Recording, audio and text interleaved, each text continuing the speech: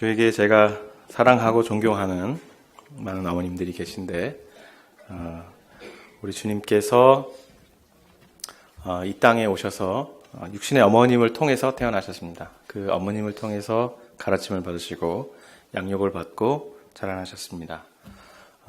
귀한 어머님들에게 주님께서 보이신 그 사랑과 존경처럼 우리들도 우리 어머님들께 받아야 합당할 그 사랑과 존경을 돌려드립니다. 감사합니다. 사랑합니다. 네. 오늘 하루 행복한 하루 되시기를 축복합니다.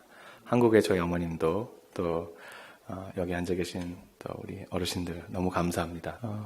어머님 생각이 나요. 교회 어르신들 이렇게 보면은 한국에 계신 어머님 생각나고 이렇게 같이 보여요. 그래서 더 마음이 애틋하고 그런데 우리가 같은 마음으로 섬기고 사랑하고 늘 돌보고 아꼈으면 좋겠습니다. 그 귀한 사랑과 은혜와 축복이 모든 어머님들에게 특히 또 아버님들에게도 함께 하시기를 간절히 축원하고 바랍니다. 네, 오늘 함께 나눌 말씀은 사도행전 16장 16절에서 26절 말씀. 네, 오늘 말씀은 책 한 권을 제가 소개해 드리면서 시작을 하려고 합니다. 눈에 보이시죠? 제목이 보이세요? 돈인가 예수인가? 무슨 책이냐면요. 열린 말씀 컨퍼런스, 오픈 월드 컨퍼런스를 지금 동부와 서부에서 계속해서 거의 한 10년 가까이 하고 있는데요. 목사님들이 하고 이제 저희가 잘 아는 노진준 목사님, 노진산 목사님도 같이 하고 계시죠. 2009년에 했던 컨퍼런스예요. 2009년에 했던 컨퍼런스 주제를 돈인가 예수인가. 그래서 부제가 아주 의미심장합니다. 살아서는 부자, 죽어서는 나사로이고 싶은 그리스도인들에게. 살아서는 부자로 살고 죽어서는 나사로처럼 천국에 가고 싶은 좋은 건 다 하고 싶은 그리스도인들에게 누가복음을 중심으로 살펴보는 돈과 물질에 관한 예수의 가르침이라는 그 한 거의 여러 차례 되는 설교들을 짤막하게 여러분 아시는 것처럼 30분씩 강연을 하고 하루에 2번 강연을 하고 오전 오후 이렇게 모여서 강연을 했는데 여러 번의 설교가 이렇게 들어 있습니다. 누가복음에 나왔던 누가가 특히 돈의 이슈에 상당히 민감하게 복음의 이슈를 관찰하는데 그 관찰하는 이슈를 한목에 정리해 준 책입니다. 제가 이거를 읽기 원하시는 분들에게 빌려드리려고 해요. 가져가서 읽으시고 돌려보셨으면 좋겠습니다. 이 책에 보면 제가 읽으면서 여러 가지 이제 쿼트를 좀 봤는데요. 슬라이드를 좀 주시겠어요? 네. 제가 읽어드리겠습니다. 나는 무엇 때문에 기뻐하고 무엇 때문에 낙심하는가? 내가 투자한 주식이나 부동산, 펀드의 시세 등락에 따라 일희일비하는가? 무엇이 나에게 진정한 안정감을 주는가? 영원하신 하나님인가 아니면 덧없는 재물인가? 사업이 부도나고 예금 통장의 잔고가 바닥나서 죽고 싶은 심정인가? 돈이 도대체 나에게 무엇을 하고 있는가? 하나님의 말씀이 던지는 이 통렬한 질문 앞에서 정직하게 서서 자신의 영적 정체를 확인하는 기회가 되기를 바란다. 썼고요. 또 최정건 목사님은 누구나 그러하듯 인생을 살면서 극한 위기가 닥치면 내면의 밑바닥을 드러내고 그때 하는 말이 곧 나 자신이다. 핵심은 내가 믿는 하나님이 어떤 하나님이냐는 것이다. 십자가는 하나님이 나를 얼마나 사랑하시는가를 눈으로 볼 수 있는 약속의 상징이다. 십자가에 자기 아들을 죽이시니가 어찌 그 아들과 함께 모든 것을 우리에게 주시지 않겠느냐고 사도 바울은 얘기했다. 우리의 희망은 오직 하나님의 약속에 있다. 또 이국진 목사님, 제가 아주 좋아하는 분인데 여러분 그 아가페 성경에 보면 이국진 이렇게 써 있습니다. 그분이에요. 우리는 돈으로 하나님을 시험하려는 유혹을 받는다. 주일에 일을 하지 않고 주일 성수하면 하나님이 도와주실 거라고 생각하거나 11조를 하면 하나님이 복을 주실 거라고 생각할 때가 많다. 그러나 이런 생각들은 성전 꼭대기에 뛰어내려도 하나님이 다치지 않도록 받아줄 것이라는 유혹과 비슷하다. 이렇게 말하면 또 주일 안 지킬까 봐, 헌금들을 안 하실까 봐 염려가 되지만 그러나 이 말씀이 의미하는 바를 생각해 보십시오. 우리가 정말 깊이 파고 들어갈 것은 이것을 해라 저것을 해라가 아니라 먼저 복음입니다. 복음 안에서 우리를 풍성하게 하고 우리를 평안하게 하고 자유롭게 한 그 자유로움 안에서 우리에게 마음속에 주시는 하나님의 소명을 따라서 교회를 섬기고 헌금도 하고 우리가 주일날 하나님의 말씀을 사모하며 나오는 것이죠. 그래서 이 귀한 말씀을 또 주셨습니다. 또 우리가 잘 아는 노진준 목사님. 은혜가 메마른 내 마음 상태에서 가령 무슨 차를 타야 할까? 가난한 사람에게 얼마나 나눠줘야 할까? 묻는다면 가늠하지 않고 음행할 수 있는 길을 모색하는 모습과 무엇이 다르겠는가? 촌철살인이죠. 네. 한성인 목사님은 또 돈은 하나님의 자리를 소리 없이 대신한다. 인간은 하나님이 창조하신 세계를 숫자로 표시하는 돈으로 바꾸어 버렸다. 우리가 사는 땅은 땅값으로 환산되고 마시는 물에도 가격이 매겨졌다. 하나님은 이 세계를 창조하셨지만 우리는 이 세계를 돈으로 모두 바꾼 것이다. 우리의 욕심과 싸우는 방법을 고민해야 한다. 자신의 손으로 수고하지 않은 소득을 외면하는 결단이 필요하고 자신이 절약하여 자신을 위해 쓰지 않고 오히려 남을 위해 소비할 줄 아는 용기가 필요하다. 또 돈은 우리에게 신앙적 결단을 요구한다. 돈인가 예수인가?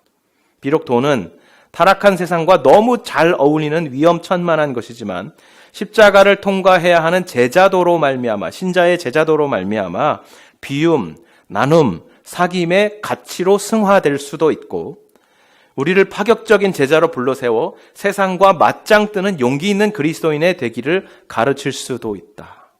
그래서 우리는 이 말씀의 힘에 모든 것을 맡기기로 했다. 자, 이런 코드를 이 책에서 제가 읽으면서 발견했습니다. 우리 신앙생활을 함에 있어서 과연 이 돈이라는 문제에 우리 그리스도인들이 어떻게 반응해야 하고 어떻게 판단해야 하고 어떻게 행동해야 하는가에 대한 많은 가르침인데요.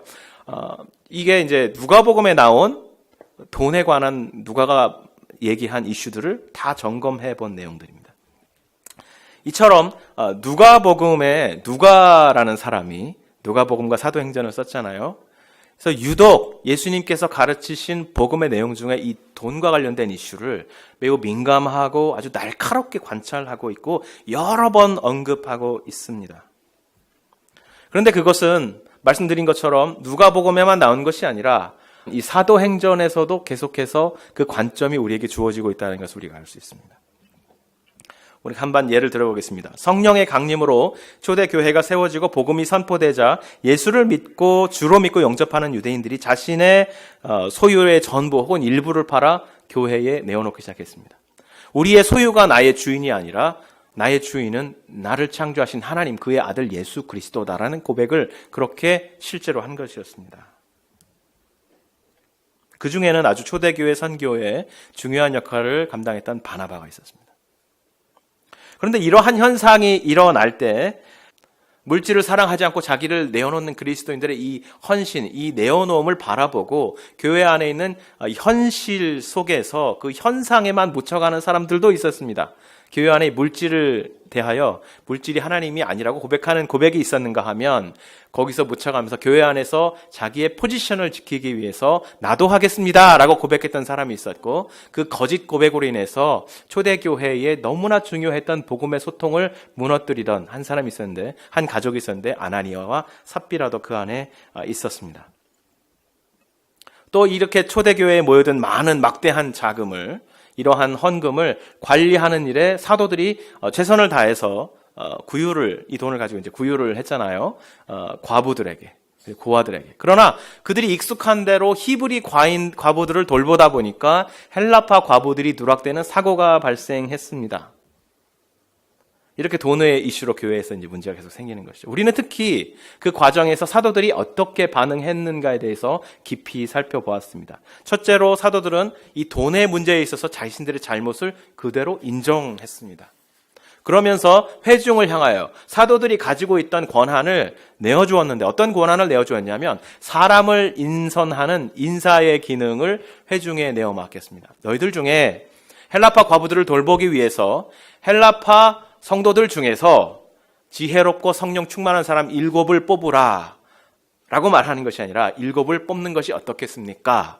라고 권고하면서 그들에게 그 리더를 뽑을 수 있는 권한을 내어주었습니다. 그리고 7 목회자, 7 집사를 실제로 뽑았죠. 그 중에 첫 번째로 초대교회를 위해서 순교했던 스데반이 있고 사마리아에서 정말 이곳저곳 발품을 팔면서 복음을 전했던 빌립이 있고 그리고 다메섹과 안디옥으로 흩어지면서까지 그 헬라파 그리스도인들을 돌보고 지켜줬던 많은 리더들이 있었습니다. 뿐만 아니라 이 인선을 하는 사람을 뽑는 그 권리만을 내어준 것이 아니라 실제로 돈을 관리하는 권한을 그렇게 뽑은 7 집사들에게 다 내어주었습니다. 그리고 자신들은 오직 기도와 말씀에만 전념하겠다. 교회의 순수성을 지키고 하나님의 말씀을 깊이 연구하고 성도를 돌보는 일에 최선을 다하겠다라고 말씀하셨습니다. 그 결과적으로 초대교회에 아주 어마어마한 유익이 전해졌는데, 첫째로 초대교회가 재물의 힘이 아니라 하나님의 말씀의 힘, 복음의 힘, 복음에 주는 자유 안에서 성장해가는, 가난하고 힘들지만 그 가난하고 힘든 가운데서도 그리스도의 복음을 그 핍박 가운데서도 전하는, 선교하는 교회가 되었다는 것을 우리가 알 수 있습니다. 그리고 곧 닥쳐올, 초대교회 닥쳐올 환난 가운데, 박해들 가운데 복음을 잃지 않고, 복음의 순수성을 잃지 않고 온 지역으로 흩어지면서도 그 복음을 전하며 선교의 자리를 감당하는 그 선교의 역량이 든든해지는 교회로 자라나갔다는 것을 우리는 이미 알고 있습니다.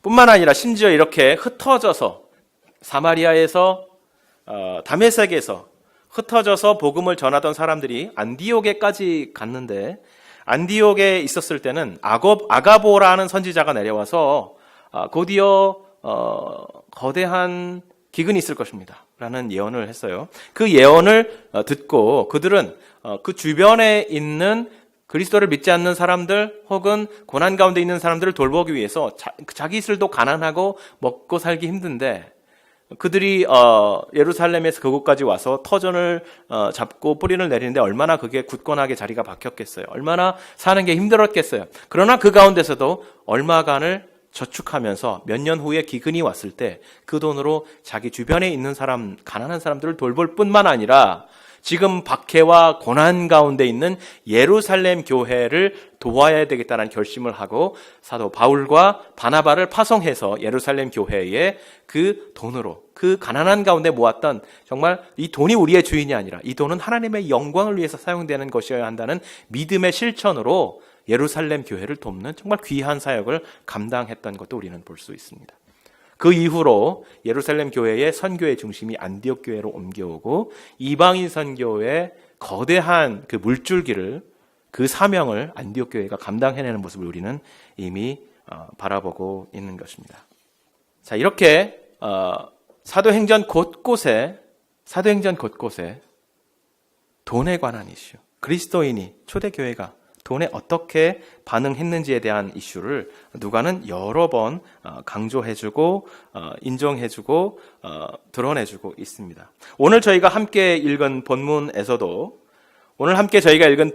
저는 이 복음과 돈이 만들어내는 그 대척 관계, 복음과 돈, 복음과 세상, 복음과 문화가 만들어내는 그 대척적인 관계를 보여주고 있다고 저는 생각합니다. 바울 일행은 루디아를 전도할 때처럼 기도처를 찾아 나섰습니다. 루디아를 기도처를 찾아 나섰다가 만났던 것처럼 이번에도 그들이 기도처를 찾아서 가는 길에 성령께서 주목하게 하시는 한 사람을 만났습니다. 성령께서 루디아의 경우는 그 마음을 열어서 그들이 전하는 말씀을 경청하게 했고, 그리고 복음을 받아들였고 그 모든 집안이 함께 세례를 받고 구원을 받았다라고 말하고 있었던 반면에, 지금 두 번째로 바울의 일행이 만나는 사람은 성령의 사역을 두려워하고 그리고 경계하고, 그래서 적극적으로 그리고 공격적으로 방해하는 한 여종이었습니다. 그 여종은 점치는 귀신이 들려있던 노예였다라고 말하고 있습니다. 이 귀신에 들린 여종이 기도하는 장소에 가는 길 어느 지점에서 사람들에게 미래의 일을 말해주고 돈을 벌어서 그 주인을 기쁘게 해주고 있었던 것 같습니다. 바울이 그곳을 지날 때마다 그 여인이 바울에게 이렇게 소리를 질렀습니다. 이 사람들은 지극히 높은 하나님의 종으로서 구원의 길을 너희에게 전하는 자라. 이 사람들은 지극히 높은 하나님의 종들로서 구원의 길을 너희에게 전하는 자라. 맞는 말이죠? 그렇죠? 바울과 바울 일행들을 향해서 이 사람은 지극히 높으신 하나님의 종들이다. 그리고 이들은 그 하나님이 전하는 구원을, 그 하나님이 우리에게 베푸는 구원을 전하는 사람들이다. 맞는 말입니다. 그런데 바울은 이 말을 듣고 몹시 괴로워했다, 몹시 마음이 힘들어했다라고 본문이 우리에게 전해주고 있습니다. 여기에 우리의 첫 번째 질문이 있습니다. 지극히 높은 하나님의 종으로서 하나님의 구원을 너희에게 전하는 자라는 말, 이 말이 정말 의미했던 바가 무엇이었기에 바울은 이 말을 듣고 괴로워했을까? 우선 이 귀신 들린 여종의 입에서 나오는 이 말을 우리가 바라볼 때 우리가 한 가지 생각해야 하는 것은 이것은 절대 하나님을 찬양하는 찬양일 수 없고 하나님을 향한 자기의 신앙 고백도 아니라는 것을 우리가 알아야 합니다. 이사야서 43장 21절에 이렇게 말씀하고 있습니다. 이 백성은 내가 나를 위하여 지었나니 나의 찬송을 부르게 하려 함이라. 이 백성은 하나님께서 말씀하시기를 내가 나를 위하여 내가 창조했노니 왜냐? 나의 찬송을 부르게 하려고 내가 창조하였다. 하나님으로 높여드리는 찬송은 하나님께서 지으신 그의 백성들의 입을 통해서만 고백되고 불리워지는 것이라고 말씀하고 있는 것입니다.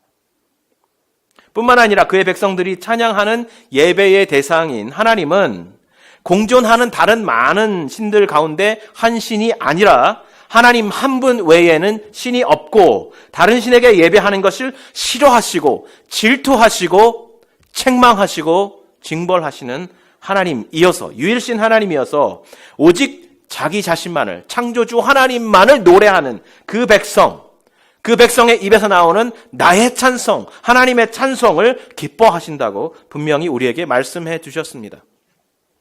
따라서 귀신 들린 여종의 입에서 나오는 이 말은 바울이 섬기고 전하는 하나님을 높이는 말도 그 복음을 인정하는 말도 아니며 오히려 이 말은 40일간 금식하신 예수에게 다가가서 사단이 던지던 시험과 가장 유사한 말이라는 것을 우리가 알아야 합니다.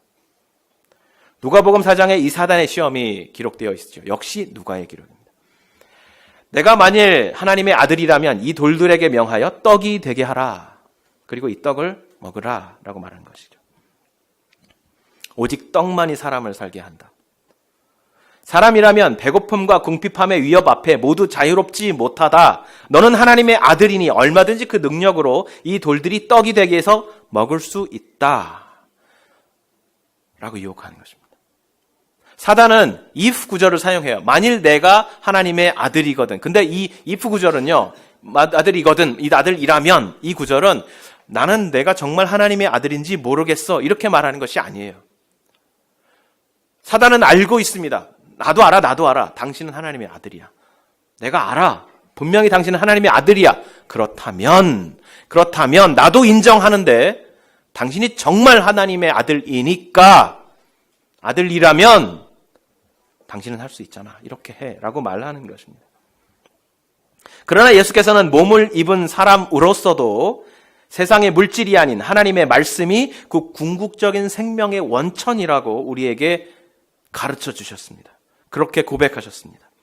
하나님의 백성의 존귀함이 드러나는 것은 궁핍함 가운데서도 우리의 육신이 배고프고 우리 육신이 빵과 돈과 물질과 세상의 위협 속에 있을 때조차도 당장 우리에게 빵이 필요하죠. 그것을 부인하는 것이 아니라 그런 상황 가운데서도 우리의 참 생명의 근원은 하나님의 말씀으로부터 기인하고 그 말씀이 우리를 창조했고 우리가 결국은 하나님의 백성으로 그분을 찬양해야 한다는 고백으로서 우리에게 사람이 떡으로만 살 것이 아니라 하나님의 입에서 나오는 모든 말씀에 우리의 생명이 근원이 있다. 우리가 그것으로 살아있다라고 고백하셨습니다. 이렇게 첫 번째 시험을 이기셨습니다. 그리고는 예수를 이 사단이 이끌고 올라가 순식간에 천하 만국을 보이며 이르되 이 모든 권위와 그 영광을 내게 주리라. 나에게 넘겨준 것이므로 내가 원하는 자에게 줄 수 있다. 그러므로 내가 만일 나에게 절하면 내가 다 주겠다. 예수께서 정말 이 땅에 오신 목적 아닙니까? 이 세상을 다시 회복시키고 이 세상의 왕이 되시고 그 왕으로서 우리를 구원하는 것, 그 목적이 아닙니까? 그러나 지금 사단은 무엇이라고 말하는 것입니까? 다 줄 테니까 십자가를 피해가라. 굳이 십자가를 지지 않아도 내가 이것을 다 줄 수 있다. 그렇게 말하는 것이죠. 그리고 또 뭐라고 말하는 것입니까? 이 모든 것이 나에게 주어졌다. 이것이 나의 것이다 라고 말하는 것입니다. 그러나 여러분, 성경 어느 곳을 봐도 하나님께서 한 번도 이 모든 것을 사단에게 주신 적이 없습니다. 사단이 왜 이렇게 말하고 있는 것이죠? 하나님께서 이 모든 세상을 다스릴 권한을 하나님의 형상으로 지어진 사람에게 일임하셨는데 그가 하나님의 말씀을 순종하지 않고 사단의 말을 순종했습니다. 그러므로 그때부터 그 사람이 사단의 노예가 되었고 사람이 다스려야 할 모든 만물과 모든 세계를 사단이 다스리기 시작한 것입니다. 사람을 속인 것입니다. 그러므로 예수께서 이 사단의 소유권을 인정하실 리가 없습니다. 이 사단의 거짓 증거 앞에서 피조물이 경배하고 섬겨야 할 만물의 창조주요 주인은 오직 하나님뿐이라고 분명히 말씀하시면서 사단의 시험을 물리치셨습니다. 자, 마지막 시험이죠. 또 그를 이끌고 예루살렘으로 가서 성전 꼭대기에 세우고 이르되 내가 만일 하나님의 아들이거든 여기서 뛰어내려라. 너 하나님의 아들 맞아. I believe you. The Son of God. You are. 그러니까 뛰어내려라. 성경에 말하기를 하나님이 너를 위하여 그 사자들을 명하사 전사들을 명하사 너를 지키시리라. 또한 그들이 손으로 너를 받들어 내 발이 돌에 부딪히지 않게 하리라. 그렇게 말씀하셨다. 그러니 뛰어내려라. 증명해 보여라. 증명해 보여라. 하나님을 이용해서 너를 증명해라. 사단은 구약의 말씀을 이용해서 교묘하게 예수님으로 하여금 그의 아버지의 능력을, 그의 아버지의 약속을 사사로이 이용하라고 말해주고 있어요. 사단은 언제나 우리들로 하여금 하나님을 마치 복을 뽑아내는 밴딩머신, 자판기 정도로 활용하라고 계속해서 우리에게 충동하고 있습니다. 하나님을 사람이 갈망하는 물질적인 복을 주는 자판기, 자동 판매기와 같이 생각하라고. 그렇게 전하는 모든 번영 복음, 그렇게 전하는 모든 거짓 복음, 이것은 세 번째 사단의 시험과 이 궤를 같이 하는 것입니다. 우리가 하나님을 만약에 우리가 버튼 몇 개를 눌러서 우리가 원하는 물품을 뽑아내주는 밴딩머신으로 생각한다면 어떤 현상이 일어나는 것입니까? 우리는 하나님께 간구하는 것이 아니라 하나님께 명령하는 것입니다. 우리가 창조주가 되고 그가 우리의 종이 되는 것이죠. 그러나 예수 그리스도께서 말씀하십니다. 하나님은 너의 종이 아니다. 우리의 종이 아니다. 하나님이 내가 요구하는 선물을 배타내주는 알라딘의 요술 램프가 아니다. 이렇게 내가 하나님을 노예로 만고 하나님을 너의 종으로 삼으려 하는 이런 하나님을 시험하는 그런 행위로부터 회개하라 라는 음성을 우리에게 주는 것입니다. 주 너의 하나님을 시험치 말라. 지금 바울을 향해서 이 점치는 귀신 들린 여인이 외치는 소리.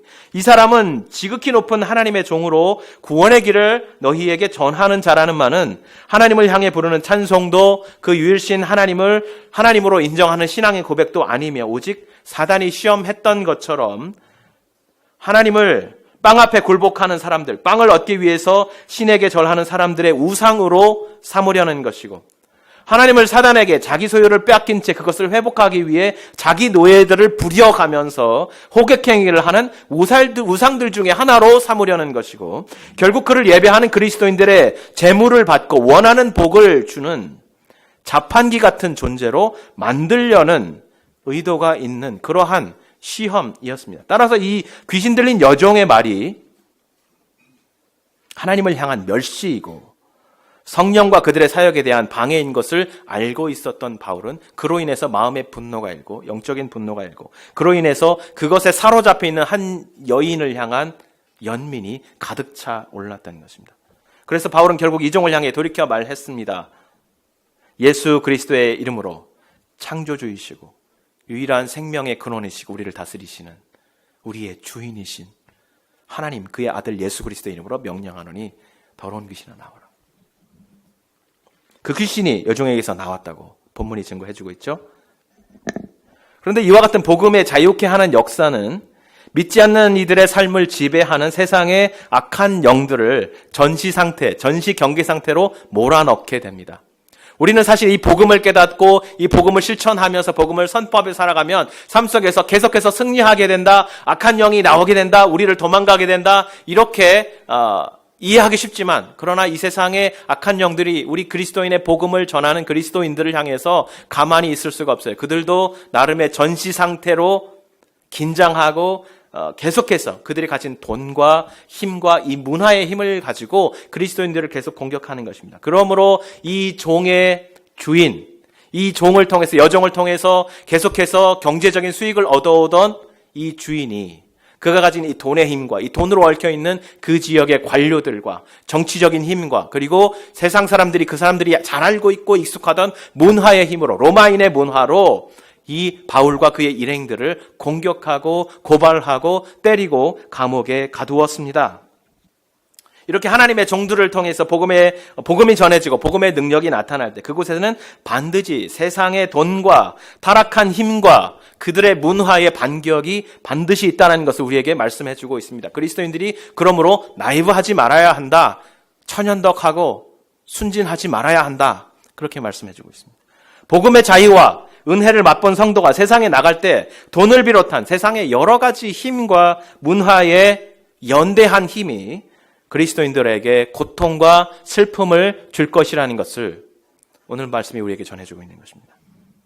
자, 돈에 대해서 오늘 설교를 하려니까 이상하게 이번 한 주간 그리고 지난 주간 돈 때문에 고생을 합니다. 그리고 돈 때문에 고생하는 성도들을 보면서 마음이 괴롭고 슬픔 속에 사로잡혔습니다. 성도가 어떻게 해야 할까요? 돈이라는 것은 사실은 세상의 가치들을 이렇게 교환할 수 있다는 교환 가치를 증명해주는 하나의 증명서에 불과하지 않습니까? 종이에 적어놓은 이 정도의 가치를 합니다. 이 정도의 가치를 증명하는 정부가 공인해주는 증명서입니다. 그런데 우리가 그렇게 함으로써 우리가 자칫 빠지기 쉬운 오해와 실수가 무엇이냐면 우리가 창조주 하나님의 노릇을 한다는 것입니다. 이 세상의 물질을 만물을 만드시고 거기에 가치를 부여하는 분은 하나님입니다. 유일한 창조주 하나님입니다. 우리가 돈을 만들면서 마치 하나님께서 자기 형상대로 자기의 마음과 자기의 생각과 자기의 그 존귀함과 고귀함을 품은 닮은 존재로 사람을 만드시고 그로 하여금 이 세상을 다스리게 하셨는데 그 가운데서 세상과 하나님의 가운데서 하나님의 다스림이 이 세상에 가득하게 하는 것이 사람이었는데 그들이 타락함으로 말미암아 그들이 하는 것이 무엇이냐면 하나님께서 하시는 일을 그대로 코스프레하는 것이에요. 그대로 따라하면서 타락하고 죄된 본성으로 그것을 한다는 것입니다. 그래서 돈 자체는 사실은 아주 뉴트럴한 것이죠. 돈 자체는 그 자체가 나쁜 것이 아니죠. 돈을 버는 것이 나쁜 일이 아닙니다. 하나님의 노동을 하는 것입니다. 그런데 이 돈을 대하는 사람들의 마음이 병들고 이 돈을 생각하는 사람들의 마음이 타락하여서 이것을 하면서 우리가 이 가치 매김을 하면서 하나님께서 하는 것을 우리가 마치 그 권리가 있는 것처럼 하는 것입니다. 세상의 모든 것에 가치를 매기고 자신이 그것을 창조한 것처럼 행동하는 것입니다. 그래서 그 돈의 힘을 가지고 자기가 하나님이 되려고 하는 것이죠. 그런데 사람들이 오해하는 것이 한 가지 있습니다. 자기가 하나님이 되고 자기가 왕이 된다고 해서 사람들은 자신이 정말 왕이 되고 하나님 자리에 자기가 올라간다고 생각하지만 그렇지 않습니다. 사실은 자기가 왕이 되는 것이 아니라 자기가 정말 사랑하는 돈, 자기가 사랑하는 권력, 자기가 사랑하는 명예, 자기가 사랑하는 문화가 왕이 되는 것입니다. 왜냐? 사람은 근본적으로 하나님이 아니라는 사실과 둘째로 사람은 무언가를 예배하도록 지어진 사람이라는 그 사실 때문에 사람은 자기가 완전한 왕이 되지 못하고 어느 순간에 가서 보면 자기가 사랑하는 것을, 자기가 귀히 여기는 것을 왕의 자리에 앉혀놓고 그것을 그 앞에서, 바로 앞에서 숭배하는 제사장의 자리에 항상 놓이게 되어 있습니다. 그러나 하나님께서는 우리에게 말씀하시는 내가 너를 그런 제사장으로 세워주지 않았다. 베드로 전서 말씀에 우리에게 말씀하셨죠. 너는 왕 같은 제사장으로 내가 불렀다. 하나님 외에 어느 누구도 섬기지 않고 이 세상을 섬기지 않고 하나님과 세상을 그 사이에서 중보하는 참 왕 같은 제사장으로 지었는데 그들이 타락하여 이 세상의 여러 가지 좋은 것들을 왕의 자리에 올려놓고 그곳에서 바로 앞에서 숭배하는 숭배자, 제사장, 타락한 제사장의 자리를 차지하고 있습니다. 그런데 문제는 우리가 그 우상의 자리에, 하나님의 자리에 앉혀놓은 그 우상들은 절대 우리에게 언약을 지키지 않는다는 것입니다. 우상은 늘 우리를 배신합니다. 우상은 늘 우리를 배신합니다. 우리를 배신하지 않고 영원히 약속을 지키는 언약의 주인은 하나님밖에 없습니다.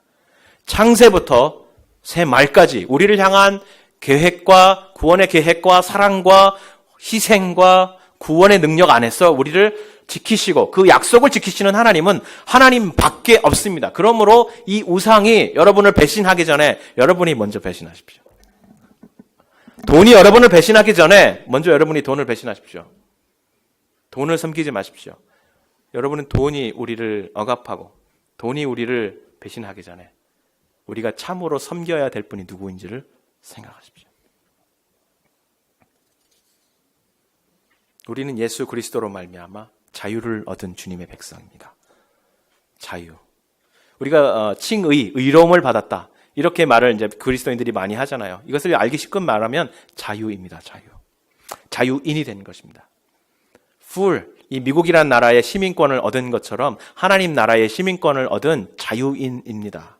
우리가 이 자유인이라는 사실로부터 우리가 한 가지 알아야 되는 것은 고통, 돈의 공격, 문화의 공격, 권력의 공격, 세상의 문화가 우리를 억압할 때에 우리가 무엇을 알아합니까? 그 가운데서도 우리는 자유인이라는 것을, 하나님께서 우리를 자유롭게 하셨다는 것을 우리가 기억해야 합니다. 거기서 또 우리가 무엇을 가질 수 있습니까? 아무리 고통스럽고 삶의 억압이 다가올 때에도 그 가운데서 그 자유함으로 말미암아 우리가 하나님으로부터 평화를 누릴 수 있습니다. 이 자유함에서 오는 하나님과의 관계에 회복되어 있고 하나님이 왕이 되시고 우리가 그의 백성으로서의 full status를 얻었다. 자유함을 얻었다는 것에서 우리에게 끊임없이 공급되는 그 평화를 늘 하나님께 구할 수 있는 권한과 그것을 받아서 누릴 수 있는 권한이 우리에게 있다는 것입니다. 제가 좋아하는 빌립보서 4장 6절 7절 말씀, 아무것도 염려하지 말고 오직 모든 일에 기도와 간구로 너희 구할 것을 하나님께 아뢰라. 그리하면 모든 지각에 뛰어난 하나님의 평강이, 모든 지각에 뛰어난 하나님의 평강이 그리스도 안에서 너희 마음과 너희 생각을 지키시리라. 우리가 참 자유가 있고 우리에게 주신 하나님의 그 권리 안에서 언제나 그 평안을 구할 수 있는 기쁨이 우리 가운데 있다면 고통 가운데서도 그 자유를 그리고 그 평안을 하나님께 구하십시오.